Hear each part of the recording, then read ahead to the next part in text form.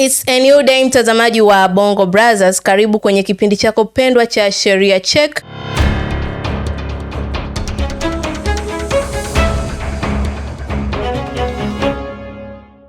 Mr. Yera, karibu sana. Nashukuru sana, asante. Kwa faida ya watazamaji, unaweza ukatuambia unaitwa nani na kwamba unatokea sehemu gani? Mimi kwa majina naitwa Paulo Patience Yera. Ni wakili wa kujitegemea ambaye nafanya shughuli za kiwakili hapa Dar es Salaam. Na nimetoka kwenye ofisi ambayo inaitwa Wakili Wako and Associates. Wakili Wako and Associates. Yes. Swali la kizushi tu Mr. Yera. Ndiyo. Tunaona mawakili wengi sana na nimeshapata bahati ya kukutana na baadhi ya mawakili. Lakini nikikutana nao asilimia kubwa huwa nakuta wamevaa suti. Yaani unajua wako ile official lakini ni suti. Yes. Sasa mna uhusiano gani kati ya mawakili na suti? Kazi za kiwakili huwa tunatumia akili nyingi kuzifanya. Yes. Kwa hiyo suti ni moja kati ya sehemu ambayo inaonyesha kwamba sisi tuko serious. Lakini pia inaonyesha kwamba ni wanyenyekevu. Lakini pia inaonyesha kwamba tunatakiwa tuaminike kuanzia kwenye muonekano. Kwa hiyo mtu anavyokuwa anajua hapa kweli naweza nikapata utatuzi wa shida yangu. Hivi kwa muonekano tu. Inaweza ikatokea ukaingia mahakamani alafu hujavaa suti? Haiwezekani. Ni lazima ukiingia mahakamani uwe umevaa suti? Yes, ikitokea hivyo nitakuwa nimekoma kwa wakili. Labda niende kama shahidi. Au ukienda kama shahidi, yani hapo wakili umeweka pembeni. Nimeitwa mahakamani kama shahidi. Naweza nikavaa kawaida. Sawa. Turudi moja kwa moja kwenye mada yetu ambayo tuko nayo mezani. Ndiyo. Na mada yetu husika kwa siku ya leo ni raia ana haki ya kufahamu kitu gani ama nini ambacho raia anatakiwa kukifahamu pindi anapokuja kukamatwa na askari? Kwanza itambulike kwamba askari kuja kumkamata mtu ni moja kati ya hatua tu za utekelezaji wa kisheria. Ndio. Na haimaanishi kwamba mtu akija kukamatwa na askari amefanya kitendo fulani au ni mtu ambaye anatakiwa atupiwe lawama kwamba amefanya hicho kitu. Lakini ni mojawapo ya hatua tu na mojawapo ya kazi za kipolisi kumkamata mtu. Wanaweza wakamkamata mtu kimakosa pia polisi au kihalali. Kwa hiyo kwanza ijulikane kwamba kumkamata mtu sio kitu cha ajabu. Ni kitu cha kawaida. Hata mtu ambaye hajafanya kitu chochote anaweza kukamatwa. Kutokana na nini? Mazingira. Kwa hiyo mazingira anaweza kufanya ukamatwe. Sawa. Na kutolea mfano. Mtu amekuja amekukodisha wewe labda una gari, amekukodisha kwamba umsaidie kumbebea vitu fulani sasa. Wewe hujui ili wala lile, ukachukua gari ukaenda kubeba. Yes. Ghafla unasikia vitu vya wizi. Lazima utakamatwa. Sasa kwa mazingira hayo, jamii lazima ielewe kwamba umeona hayo mazingira kwamba mtu amekamatwa akiwa anafanya kazi yake ndani ya misingi ya kisheria bila kujua anabeba kitu ambacho hakiko kwenye misingi ya sheria. Kwa hiyo akikamatwa atakiwi kuchukuliwa kama ni mtu tayari ana hatia. Kwa hiyo kabla tujaanza kwenda kwenye yake, kwanza lazima ijulikane hivyo kwamba mtu kukamatwa kwanza apotezi haki zote. Mtu kukamatwa apotezi ubinadamu wake. Kwa hiyo mtu anayekamatwa anakuwa na haki kama za binadamu mwingine. Anaweza asiwe na haki chache, kwa mfano haki ya uhuru ile. Tunaita liberty, uhuru labda kutoka eneo fulani kwenda sehemu fulani. Si umekamatwa huko ndani, unaweza ukakosa uhuru. Ila kuna au kosi haki zote. Twende sasa kwenye haki ambazo mtu anatakiwa awe anazifaidi akiwa anakamatwa. Haki ya kwanza, lazima achukuliwe kwamba yeye sio mtu ambaye ana hatia mpaka itakapothibitika na mahakama yenye mamlaka au na chombo chochote chenye mamlaka kwamba mtu huyo amefanya hicho kosa. Kwa haki yake ya kwanza ni kuchukuliwa yeye ana kosa. Sawa. Lakini sasa hapo ni kurudisha nyuma kidogo. Yamkini mtu amekuja, yani tuseme ni askari, amekuja kunikamata. Mimi natakiwa yani ule askari anionyeshe kitu gani ili nimwamini kwamba kweli huyu ni askari? Ndio sasa nimeanza sasa haki ya kwanza kwamba lazima akuchukulie kwamba wewe si mkosaji mpaka atapothibitika na chombo na mahakama yenye mamlaka kwamba wewe umefanya kosa. Hiyo ni haki ya kwanza. hiyo ni haki ambayo polisi anavyoenda kukamata anatakiwa awe na dhana kichwani hiyo. Ndio. Haki ya pili, anatakiwa ajitambulishe yeye ni nani, anatoka kituo gani. Umenielewa? Nakuelewa vizuri. Yeye ni nani, anatoka kituo gani. Yes. Anatakiwa aseme hiyo. Pia anatakiwa aseme anakuja kukamata kwa kosa gani. Ndio. Au kwa tuhuma gani. Hata kama sio kosa, aseme tuhuma ni nini ambayo ilomfanya sasa yeye aje kumkamata. Lakini pia kama kosa linaweza kuwa na hati ya kukamata, akuoneshe pia hati ya kukamata. Kumbe kuna hati tena ya kukamata. Kuna makosa ambayo yanataka uwe na hati. Kwa mfano, polisi anaweza kukamata bila hati. Kwa mfano hapa mwizi katokea hapa ghafla. Hawezi kwenda kufuata kituoni hati aje kukamata wakati anakuona unaiba hapa. Na yeye yupo maeneo hayo. Anakukamata bila hati. Lakini kwa kitu ambacho mtu anaweza akapewa, polisi anaweza akapewa hati kutoka kwenye mamlaka zao za ndani, anatakiwa na hati ya ukamataji. Sasa mimi sababu sio kitu cha ghafla. Ni kitu ambacho mnajua mnamtafuta mtu fulani. Ndio. Tofauti na nimemwona mtu hapa amefanya kosa nikaanza kumkamata. Hapo sihitaji hati. Kwa hiyo lazima akuoneshe hati. Sasa kwa Mtanzania wa kawaida atajuaje kwamba hii ndiyo hati halisi ambayo anatakiwa polisi awe nayo ili kunikamata mimi? Inakuwa na jina la huyo mtu anakukamata. Inakuwa na miuli ya polisi pia. Ndio. Inakuwa na namba za askari huyo ambaye anakukamata. Kwa hiyo tunazingatia muhuri, namba, jina na jina lake. Ina maana atakapojitambulisha yeye, ukimwomba hati pia atakuonesha. Kwa kitambulisho chake kitaonesha na ile hati itaonesha kwamba yeye ni askari. Yes. Kwa hiyo lazima akuoneshe, lakini pia lazima awe amevalia kwenye sare za kipolisi basi. Umeongelea swala la sare hapo, sasa umenikumbusha. Kuna tukio ambalo nimeshawahi kulishuhudia kwamba ni wapangaji walizozana, baadaye tena mume wa huyo mpangaji mmoja akawa ameingilia ugomvi kati ya wale wanawake. Ndiyo. Kwa hiyo mwisho wa siku yule mwanamke mmoja akasema kwamba amepigwa sijui tumboni, ameumia, akaenda kushtaki. Alivyorudi akaingia ndani kwake akajifungia mlango. Baada ya muda kadhaa wakaja maaskari, walijitambulisha ni maaskari. Kwa maana ni watu walivalia kawaida, alafu walikuwa wako kwenye bodaboda ni wawili. Kwa hiyo walipofika pale wakagonga hodi, maana walielekezwa nadhani chumba cha mtu ambaye wanaenda kumkamata. Wakagonga hodi vizuri, wakakaribishwa. Alitoka mwanamke. Alivyotoka akamkaribisha. Kumkaribisha anasema mimi ni askari na shida, nimekuja kumkamata mumeo. Mume kule ndani sasa, unajua nyumba za kupanga ukifungua tu mlango ni seble hapo hapo. Kwa hiyo alivyosikia mke wake anaongea na mtu huko nje, ikabidi amuulize mke wake, "Huyo ni nani?" Sasa yule aliyojitambulisha kwamba ni askari, baada ya kusikia kwamba kuna sauti ya mwanaume huko imeuliza huyu ni nani, alichokifanya yeye ni aliusukuma ule mlango moja kwa moja. Alivyosukuma ule mlango akamwona yule mwanaume, akamwambia kwamba wamekuja kumkamata. Kwa maana alipiga hatua kuingia ndani akamshika yule mwanaume waondoke naye. Yule mwanaume kumbuka yuko kwake, alikuwa amevua shati. Kwa hiyo ikabidi amwambie basi niacheni kwanza nivae shati. Wakamwambia tunaondoka na wewe. Sasa hapo nataka nije hapo kwamba je, askari anaruhusiwa kuingia ndani kwa mtu? Swali la kwanza, umeenda kumkamata mtuhumiwa, unaruhusiwa kuingia ndani. Lakini swali la pili, mtuhumiwa unaenda kumkamata, hana haki ya kuweka vitu vyake sawa ndipo muondoke? Yaani iko hivi. Askari anapokuja kukamata, atakiwa kuja kukamata kwa mazingira ambayo ya kukutishia au kukutia hofu. Anatakiwa tu awe wazi kwamba yeye ni askari, kwa sababu kazi kuu ya askari ni kulinda watu na mali zao. Ndio. Na ndio maana mwizi akiwa anapigwa, askari anatakiwa amfuate yule mwizi, amlinde, ampeleke kwenye mikono sahihi ya sheria. Kwa hata anapokuja kukamata, anakuja kukamata pia ana wajibu wa kukulinda. Ndio. Kwa hiyo yeye anatakiwa kutengenezea mazingira ambayo yanaonyesha kwamba yeye ni rafiki wako wewe. Anafanya tu kazi yake kwa kuwa kuna kitu fulani kinakuunganisha wewe ambacho kimetokea, ambacho kimekatazwa na sheria. Ndio. Ndio maana tunasema wavae sare. Haya sasa hujavaa sare, lete kitambulisho basi. Hakuvaa sare, kitambulisho hakubeba. Hiyo ndio tatizo sasa. Unatoka kituo gani? Akataja anatoka kituo fulani. Sasa unatoka kituo fulani sawa. tuonyeshe kitambulisho.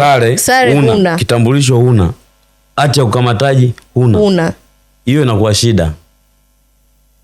Hilo ni tatizo, hataki kufanya hivyo. Ni kinyume na miongozo na sheria. Yes. Alafu pia haki nyingine hawataki kutumia nguvu. Mtu kama yuko tayari kwenda, nguvu ya nini? Kwa maana hata kama yuko tayari kwenda, basi nguvu ambayo itatumika iendane na ukinzani uliopo. Mtu amegoma tu kwenda kawaida, unaanza kumpiga virungu 9. Mko askari 4.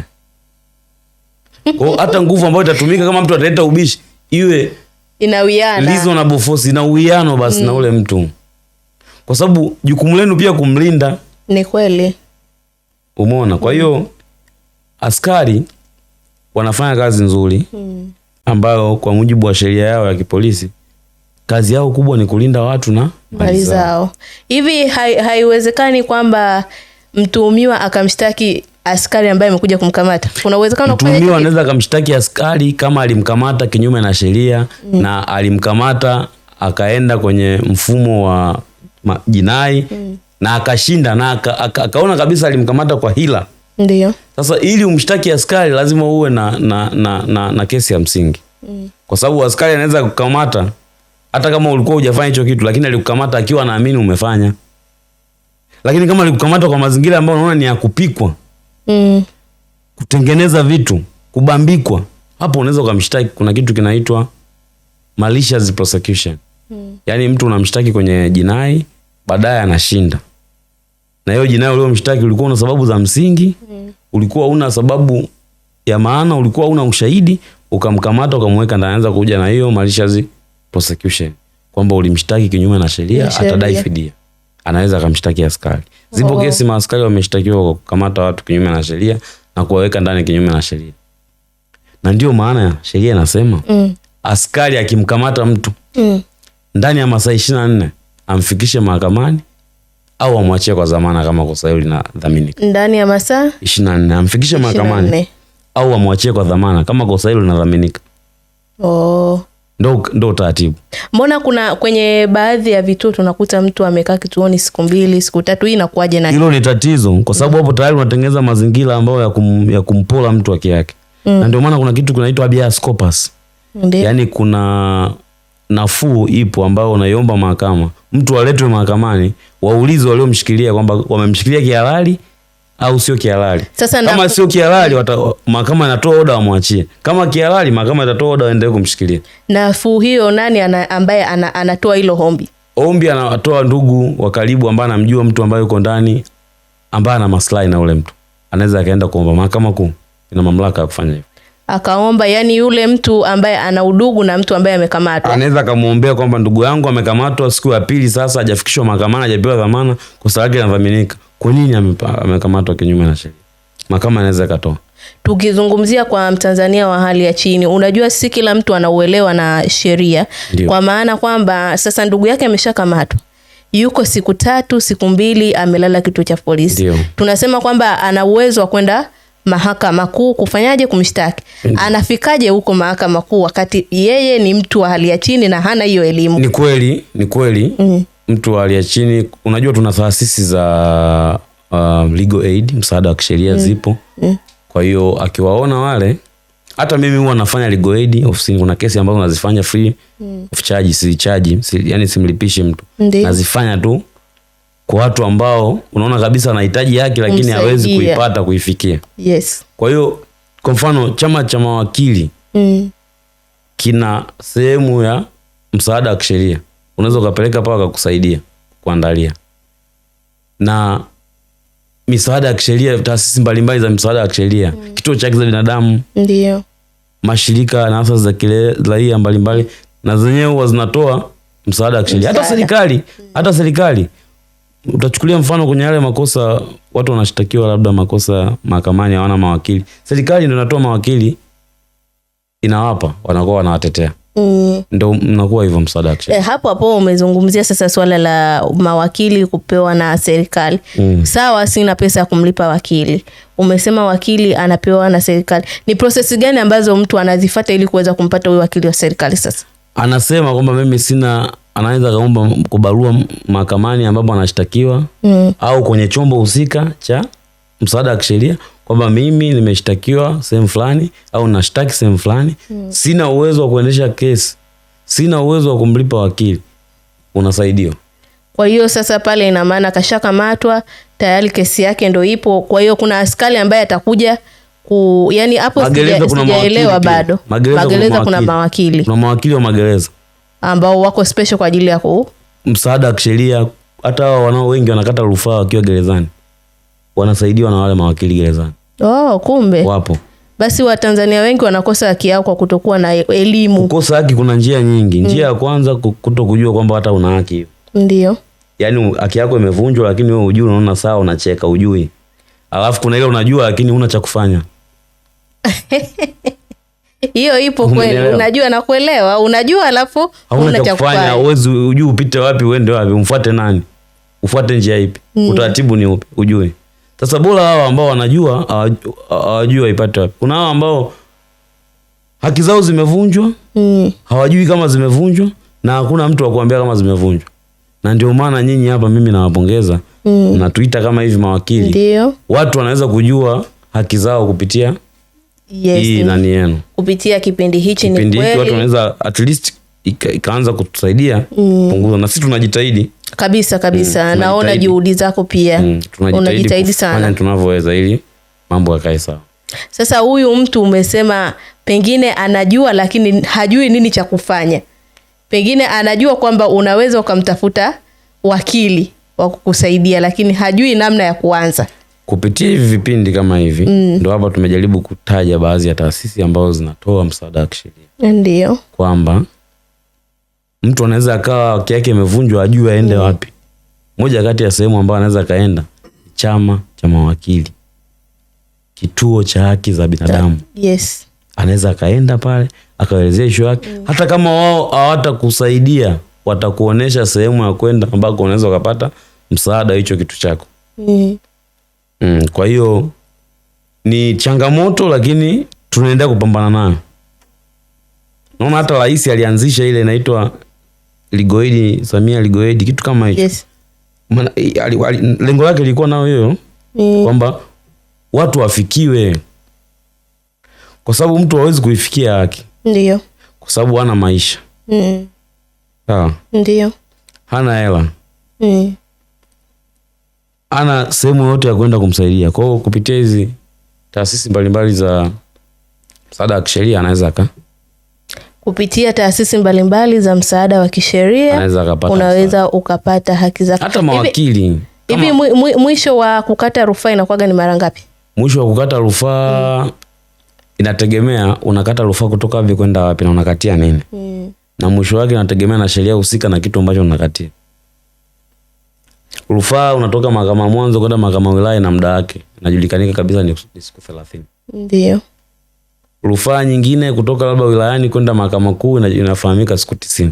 Kwa sababu nimeona kuna baadhi ya kesi unakuta mtu anakata rufaa mpaka unajiuliza ni rufaa yake ngapi kukata. Rufaa zinakatwa mpaka mahakama ya mwisho ambayo inaitwa Court of Appeal, mahakama ya rufani.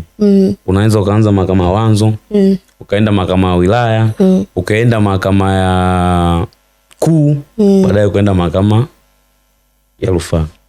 Mahakama ya rufaa. Kwa kuna mahakama ya rufaa kulingana na muundo wa mahakama, alafu kuna mahakama ya rufaa ile ambayo unaenda baada ya mahakama ya chini kutolizika. Kwa mahakama ya wilaya inaweza ikawa mahakama ya rufaa kwa kesi ambayo umeanzia mahakama ya mwanzo. Sio kwa muundo ila kwa mamlaka. Kwa muundo mahakama ya rufaa iko hii ambayo ndio ya mwisho iko juu kwa muundo wa mahakama. Lakini kwa maana ya kwamba kesi imeanzia chini inaenda juu, mahakama kuu inaweza ikasikiza rufaa kutoka mahakama ya wilaya au mahakama ya hakimu mkazi. Ndio. Inakuwa hivyo. Hivi nirudi kidogo kwenye swali la kizushi hapa. Tunaona kuna ile unakuta mtaani kuna msako. Yaani ni kama msako, unakuta maaskari wanazunguka, alafu watakapokuta labda sometime ni vijana, wamekuta kundi la vijana hawalielewi wanakamata. Maana ipi? Yaani wanaweza tu wakaisi labda hapa kuna kitu. si kizuri kinaendelea, wakakamata. Lakini sometime unaweza kukuta tu ni msako unaendelea, lakini wakakutana na kijana tu hata kama yuko peke yake, lakini ukakuta wamemkamata wakaondoka naye. Polisi wanapewa mamlaka kufanya reasonable suspicious. Yani wanaweza kama wanajua kabisa mtu huyu anaweza kutusaidia kwenye kitu fulani, wakiwa reasonable wanaweza kumkamata. Sio kukamata tu olela kwa sababu tu mtu umemkuta usiku na mkamata. No. Au kwa sababu tu mtu umemkuta kwenye kichochoro na mkamata. Haiwezi kuwa hivyo. Lazima uwe na sababu za msingi zinazokupelekea kumkamata. Na unakuta muda mwingine labda wamekamata vijana wengi tu wamepeleka kituoni. Lakini sasa baadaye kwenye kufuatilia ukakuta kweli labda kijana fulani amekamatwa lakini hakuwa na kosa. Ndio. Lakini mara nyingi sana kutoka pale kituoni sasa inakuwa ni shughuli. Unakuta aidha alikamatwa hana kosa, lakini mpaka kutoka unaambiwa labda utoe shilingi fulani ndo atoke. Kwa nini inakuwa hivyo? Shilingi fulani hiyo ni tatizo kubwa. Shilingi fulani hiyo ni tatizo kubwa, hiyo ni rushwa. Na rushwa tunapambana nayo kila siku. Ila mtu kukamatwa kukaa ndani kwa sababu ya kitu fulani inaweza ikamsumbua kweli kutokana na mazingira. Kwa mfano, mtu kafa na wewe ndio ulikuwa mtu wa mwisho kuonekana marehemu. Itakusumbua tu.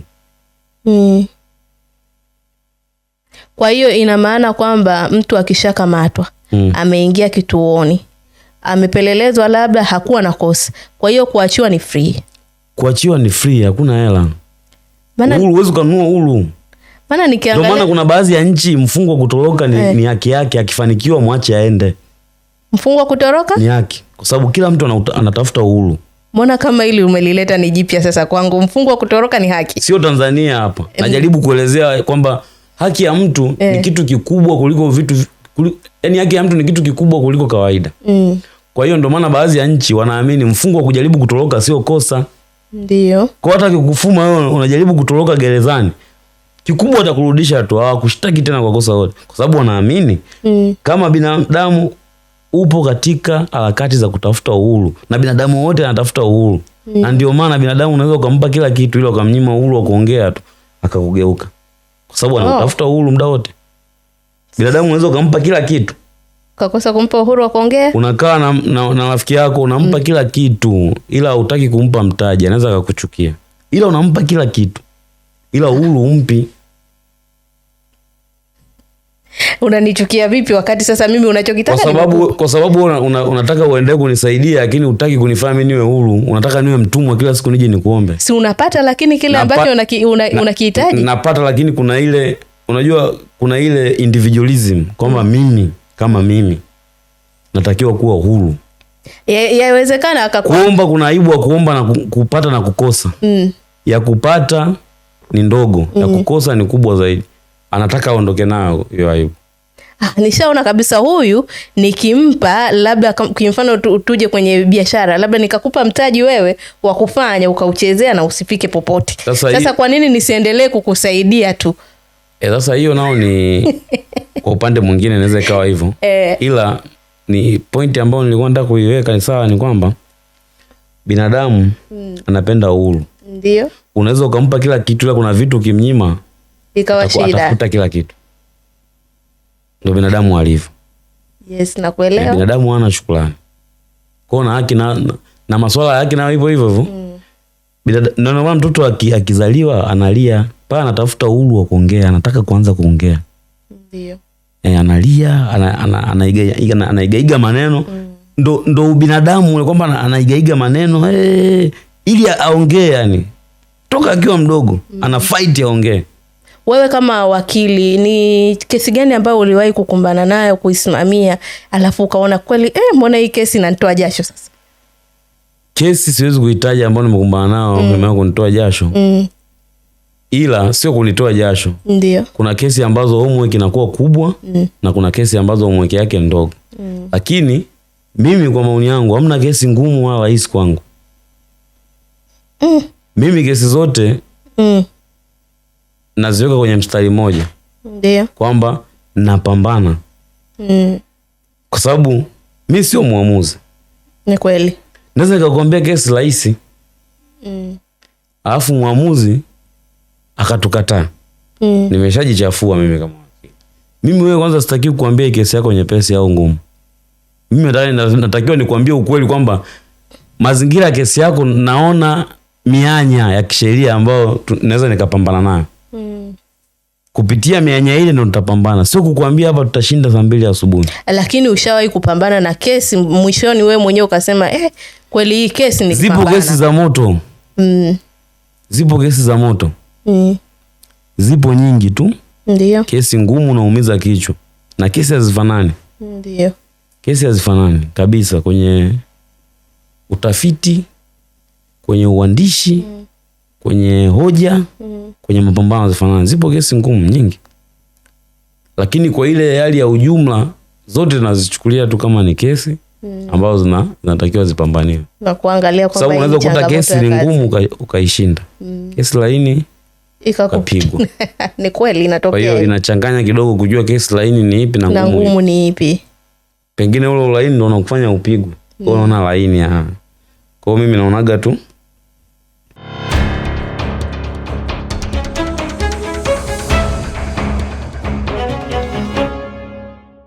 Mr. Yera, kwa kumalizia tu una kipi cha kuambia Watanzania?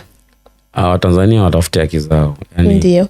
Kwa sababu katiba ya Tanzania inasema kila mtu ana wajibu wa kujua sheria na katiba. Ndio. Kuto kujua sheria sio utetezi. Yaani wewe huwezi kumwibia mtu afu kasema kwamba nilikuwa sijui kama wizi ni kosa. Kwa sababu sheria imeshakupa wajibu wa kuisoma. Ndio. Na serikali imeshawajibika kuitangaza sheria kwenye magazeti ya serikali. Na wewe timiza wajibu wako wa kuisoma hiyo sheria. Ili itakaposhughulika na wewe usishangae. Watu wengi wanazishangaa sheria pale ambapo zinatakiwa zitumike. Alishindwa kuishangaa sheria kipindi ambacho anaivunja. Anakuja kuishangaa pale ambapo anatumika. Kwa hiyo inakuwa kidogo changamoto. Hatusemi kwamba sheria imemfanya kila raia awe wakili au mwanasheria, hapana. At least vitu vya msingi kuhusu haki na wajibu uvifahamu. Yes. Uvifahamu. Kuna vitu vya msingi. Kwa mfano haki za uraia. Ndio. Haki za kuishi, haki za mali, haki za ndoa. At least vitu hivyo unazifahamu. Unafahamu. Sio mbaya ABC. Haimaanishi kwamba katiba ibara 26 inaposema kwamba kila mtu ana wajibu wa kujua sheria na katiba inamaanisha kwamba kila mtu awe lawyer au awe mwanasheria. No. Kwamba angalau basi ubaki hata na viwili vitatu. ABC. Ujue tu hata kama nina haki ya kulipwa mshahara nikiwa nafanya kazi. Na ndo haki kuu. Bila mshahara bila amna kazi. Mbona kama hiyo haki hiyo ya kulipwa mshahara wengi kama kidogo kichwani hivyo. Wafanyie vizuri. Ni kweli, ni kweli. Miaka 10 analipwa mshahara ule ule. Ni kweli. Kati kuna change of circumstances. Mambo yamebadilika. Miaka 3 mtu hajalipwa. Miaka 3 mtu hajalipwa. Lakini kama una target kitu fulani unaweza ukasubiri. Ni kweli. Sisi mbona hatulipi mawakili wa kujitegemea tunafanya? Inabidi kuna sehemu ambapo mmepapicha. Si hatulipi, tunajitegemea tu. Si watu wa umma bwana. Mmejitolea. Napenda kazi yenu. Tumejitolea kuisaidia serikali na watu. Kuna vitu kama umevificha hivi, lakini ngoja tuishie hapo. Kuna vitu hapo umevifunika hapo. Kwa hiyo watu wanatakiwa wajue haki zao. Haki ni nyingi, lakini jua zile basic. Ndio. Ya kutoa maoni, ya kuthaminiwa, utu. Ni kweli. Sawa. Kutochukuliwa mkosaji mpaka ithibitike umefanya kosa. Heshima. Ndio. Uchumi, haki za uchumi, haki za kimaendeleo. Kiujumla tuseme raia una haki ya kujua haki yako. Angalau kwa haki ya maendeleo. Raia unatakiwa ujue mimi na haki ya kuendelea, au sisi kijiji hiki tuna haki ya maendeleo, collective rights. Tuna haki ya kuendelea. Tuna haki ya kujitambua, determinations. Ndio. Tuna haki ya kuthaminiwa. Ndio. Hizo ni haki ambazo ni kila mtu anatakiwa azifahamu. Basi sawa, mimi nikushukuru sana kwa muda wako, kwa kufika hapa. Tumefurahi, umetupa madini mengi, tumefahamu haki zetu na imani hata Watanzania pia wameelewa. Nashukuru. Asante sana. Yes, mtazamaji, hiyo ilikuwa ni Sheria Check na tulikuwa na Mr. Yera hapa, ameturambaza vitu mbalimbali na imani umepata kufahamu kwa uchache wake. Usikae kinyonge, anakuambia mwananchi ama raia Mtanzania una haki ya kufahamu japo kwa uchache tu haki zako ni zipi. Hiyo ilikuwa ni Sheria Check mtazamaji, mimi ni Salama Ringo, tukutane tena wiki ijayo panapo majaliwa. Bye bye.